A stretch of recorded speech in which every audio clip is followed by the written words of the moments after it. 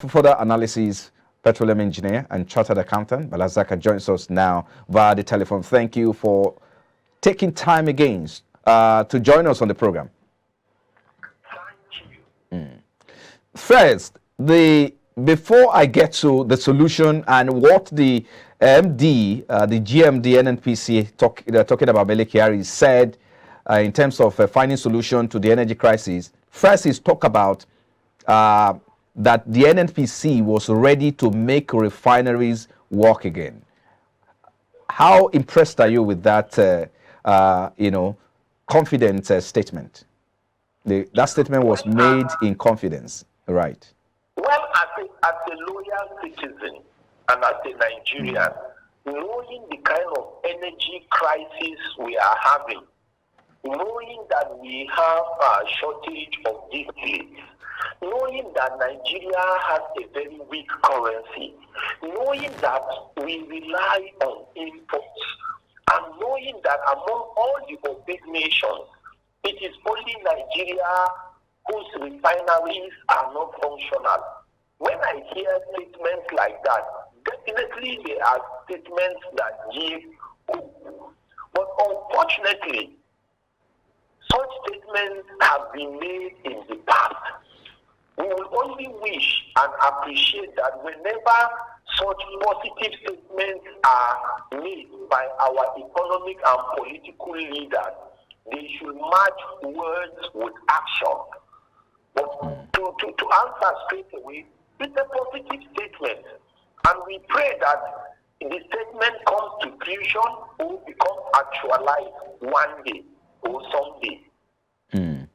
Let's look at some of the highlights of when he appeared before the committee. I mean, he laid out some points or some agenda that the Nnpc is working at so as to address the energy crisis in the country. First, he talked about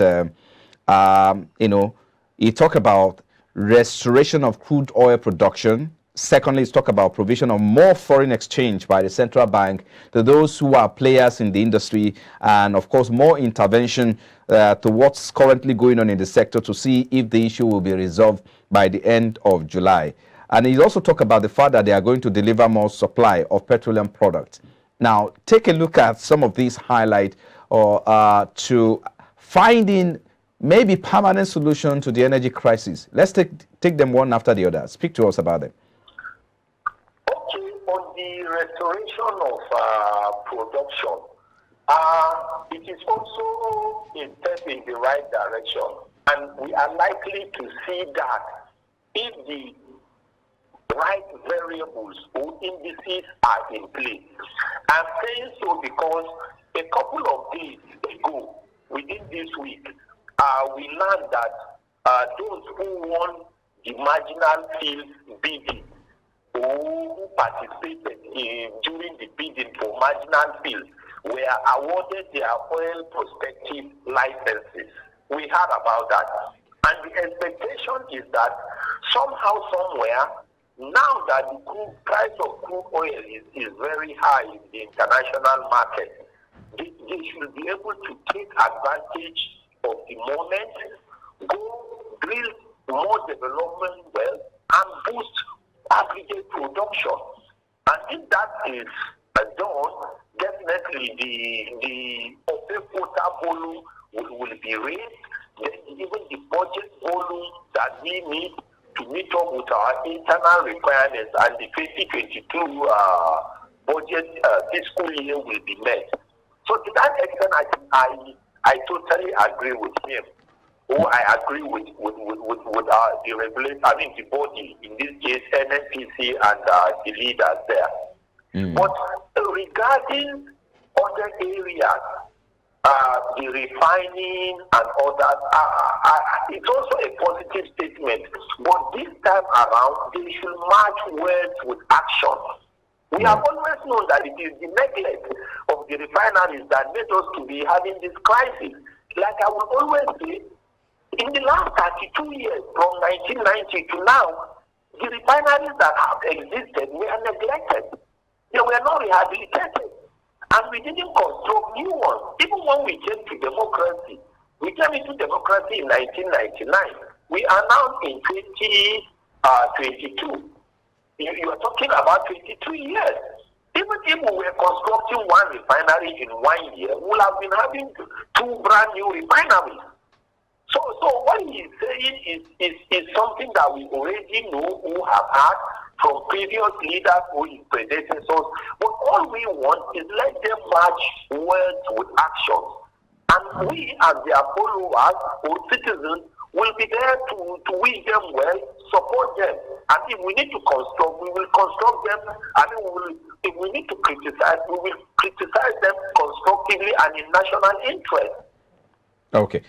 I mean, they're also concerned that if the illegal refineries can work, I mean, there are those who are refining illegally, and that's why he talked about the fact that there are over 200 refineries or refiners in the country, and they are working. So the question now be, if these refineries are working, how come that, getting modular refineries working as was budgeted or planned out earlier, it's not, it seems to be on the same spot, not working. So how do you respond to these two issues? Thank you for that excellent question. To be honest, I think the managing director was just trying to give some good name or description to this set of thieves.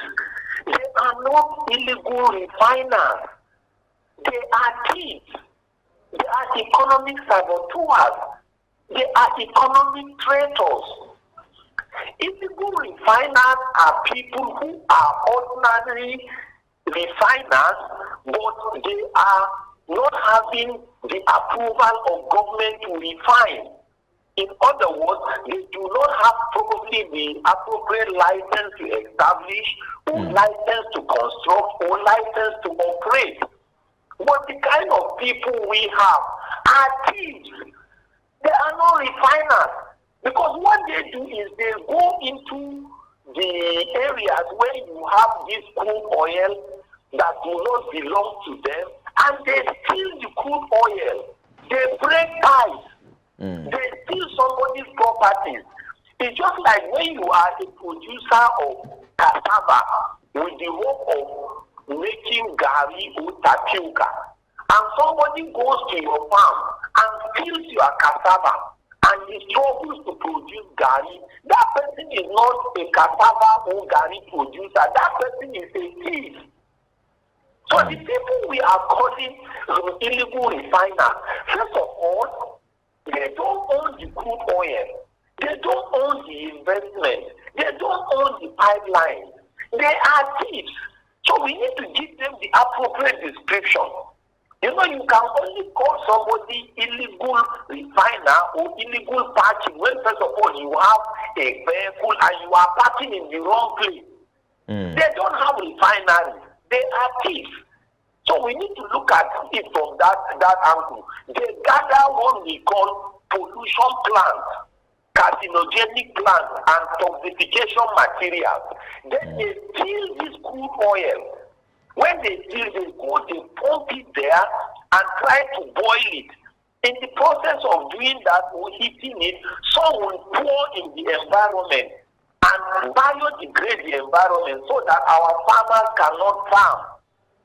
The ones that will get to where you have well will destroy what we call freshwater aquifers. That's why they don't have good drinking water. The ones that will get to the stream will also go there and kill aquatic animals, right, like fishes, prawn, and the rest. Then the ones that will go into the atmosphere will pollute the environment and cause all kinds of bronchial problems. So they are, first of all, thieves, economic saboteurs, and those causing health hazards. So they do not even qualify to be called illegal refiners. They should be treated as criminals. I mean, point taken. Let's look at because the Nnpc also talked about the fact that more product, more supply of petroleum products perhaps will address the issue of energy crisis. How significantly will these impact on that particular sector? Because there have been all the other products, for instance, diesel, the prices of cooking gas has gone up, and some other areas as well. Even aviation fuel, you cannot even afford it. So there's a whole lot to be addressed going forward. But the Nnpc is optimistic that by July, I mean, that problem will be solved. How optimistic are you about this?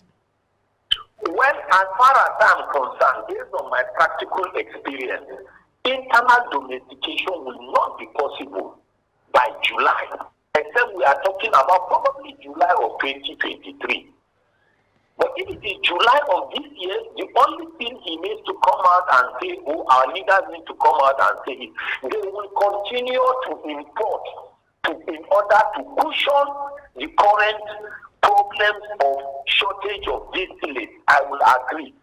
Because revitalization or rehabilitation of refineries is not something easy. But one thing I can say, and I stand to be challenged, is all oil-producing nations, oil and gas producing nations, this is their boom time, because there is energy crisis globally.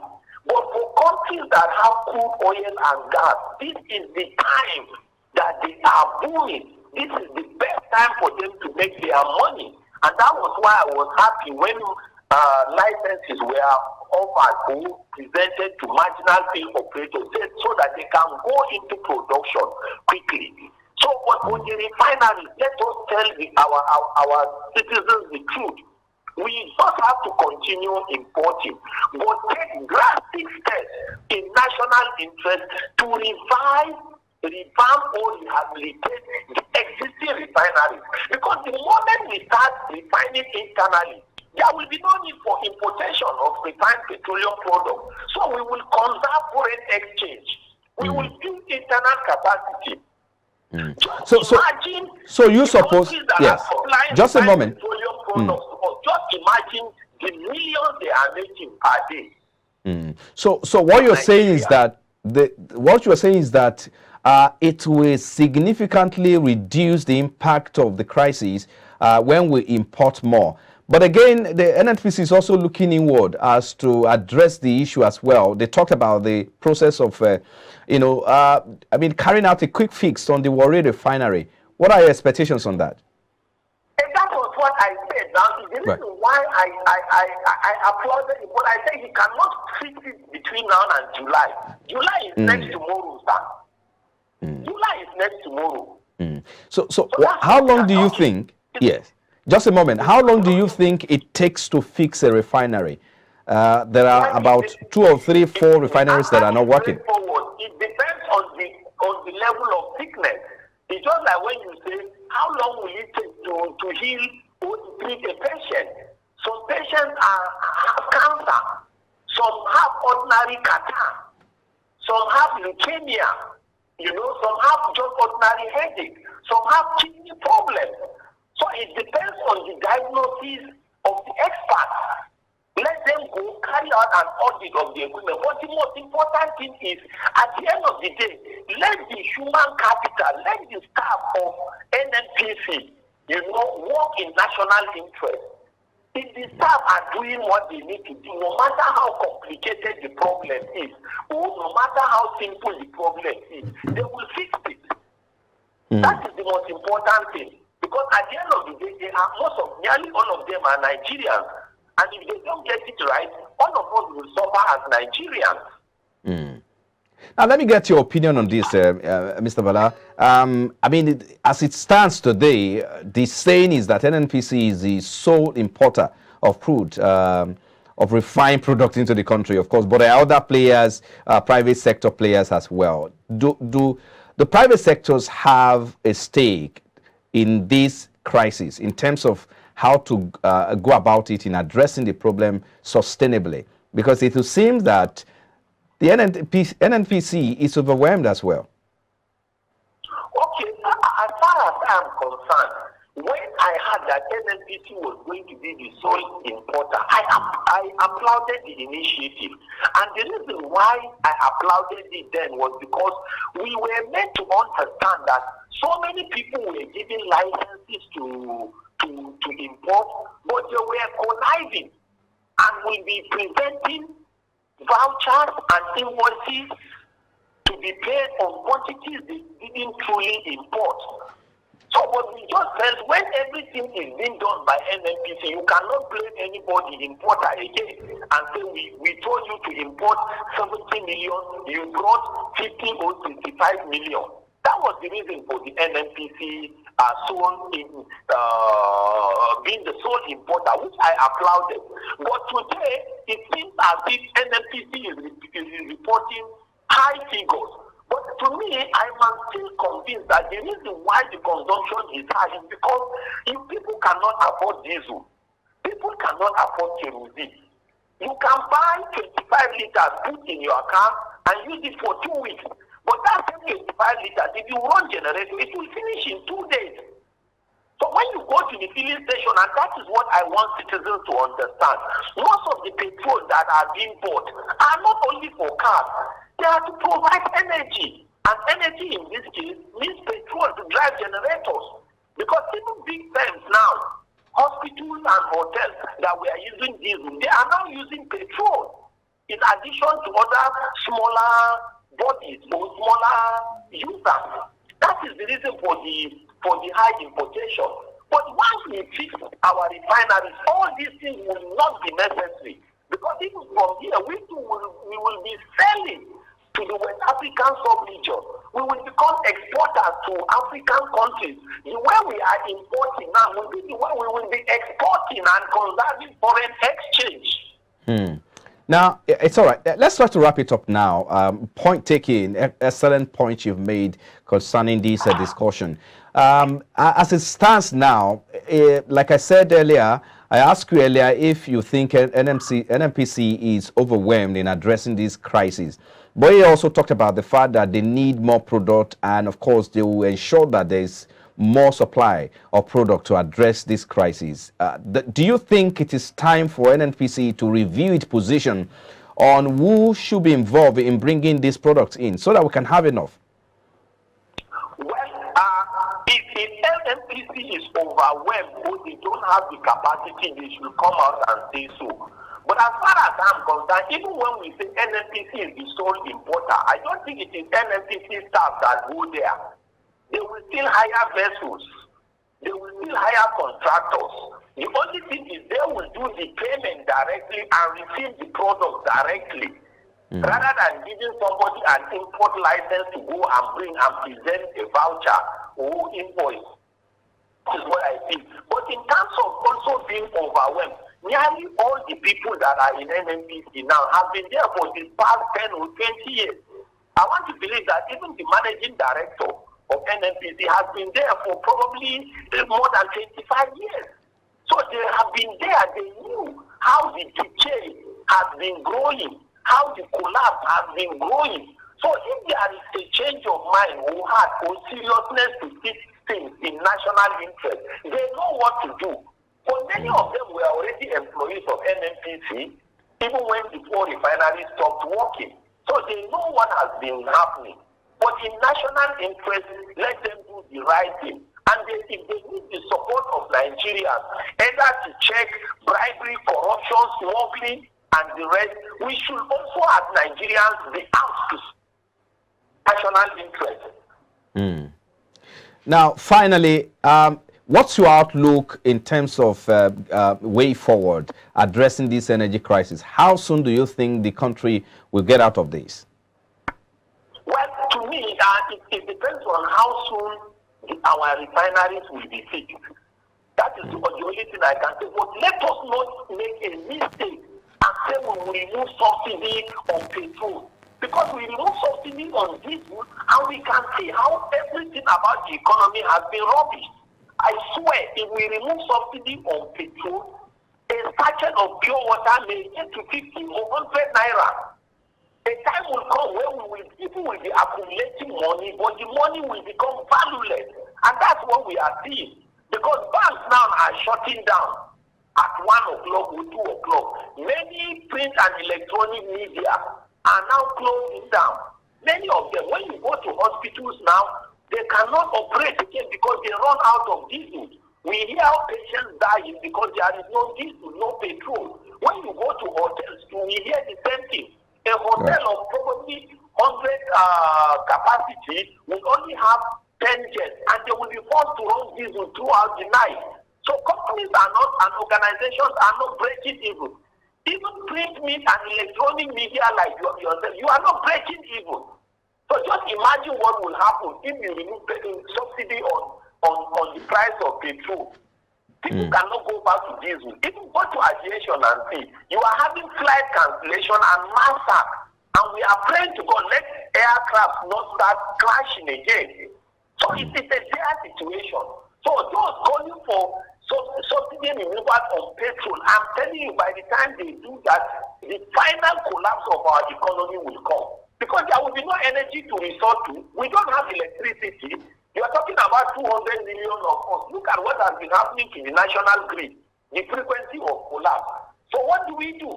If there is no energy or generator in your place, now you can't even be talking to me. You can't broadcast to the nation and to the global community. So people should be careful. The consumption of PMS is high because there is no electricity. People cannot afford diesel. And people have gone back to use of firewood because they cannot afford cooking gas. Kerosene is too expensive. So all of these just a fallout of the crisis in the energy sector. Well, we hope that something will be done about it soon, and we hope that the country gets out of this soon. But on this note, we want to thank you for always making your time available for us on the program. Balazaka, petroleum engineer, chartered accountant, thank you for coming on Business Breakfast. Thank you. Yeah. Still to come after the break, generating companies record revenue shortfall by 50% as remittances from electricity distribution companies decline. Well, this is according to industry data. And of course, our next talking point when we return from this break. Please stay with us.